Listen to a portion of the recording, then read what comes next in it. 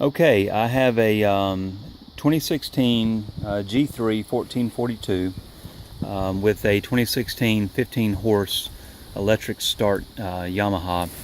Um, and right now I have a cat crawling on the boat. Hercules, go, get. Okay, how about that? Took care of the cat problem. All right. Done a lot of research on how to properly install wiring and put in bilge pumps and lights on a John boat. You know, there's nothing that comes pre-wired on these packaged Johns. This one, what I did was, after looking at a lot of websites and even Pinterest, here's what I came up with. I ordered a switch panel from Overton's. Took the switches out of the switch panel, and I went to Lowe's and I purchased a junction body that looks just like that. And what I did was I ran conduit from the junction body, 1/2-inch conduit. I put some reducers in and literally took it around the side of the boat, well, in the transom next to the box in the back. And I'll go to the other side to give you a better idea of what it looks like. Let me move this out of the way. There are my switches. It's hard to see, it's kind of dark. It's cloudy here in Wakulla County, Florida.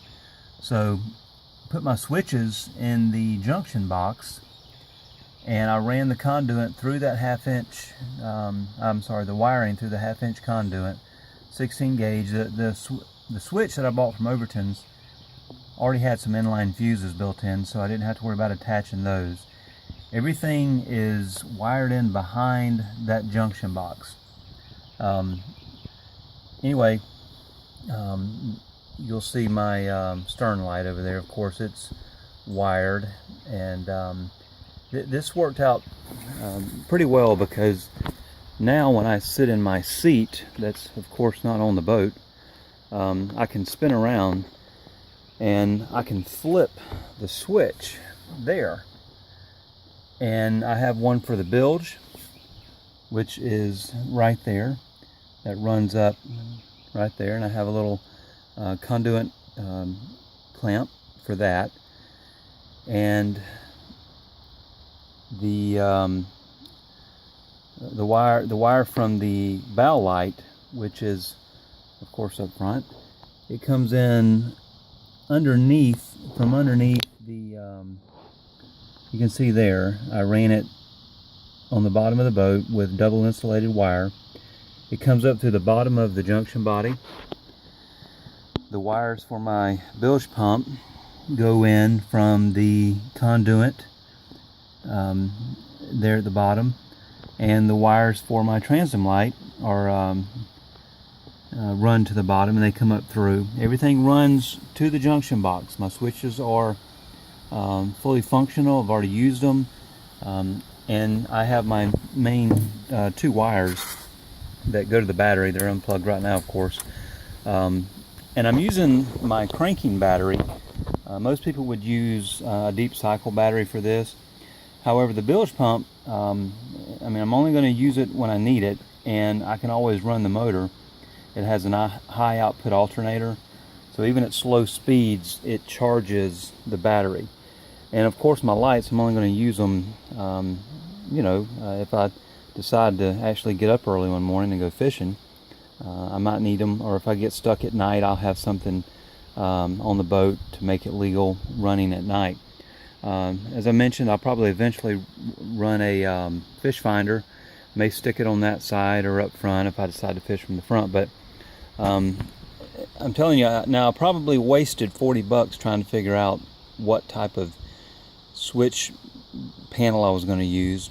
But the one from Overton's, I just took the switches out, threw the panel away, because I didn't want to cut any holes in the John boat. And I used this junction body, and this junction body is actually held on with Velcro. You can't really see the Velcro, but I didn't have to screw any holes into the boat. It's weatherproof Velcro.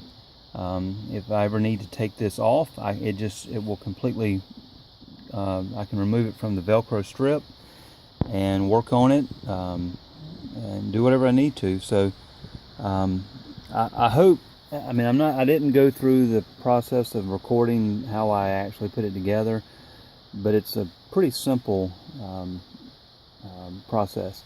Very small amount of PVC, 2 elbows, and just a PVC a few inches long, some reducers and a couple of connectors and a clamp, and some 16 gauge wire, and that's it. So I hope this helps you guys when trying to figure out how to wire up components. I call this Rogers Redneck Marine Power Station. So there you go. Have a good day.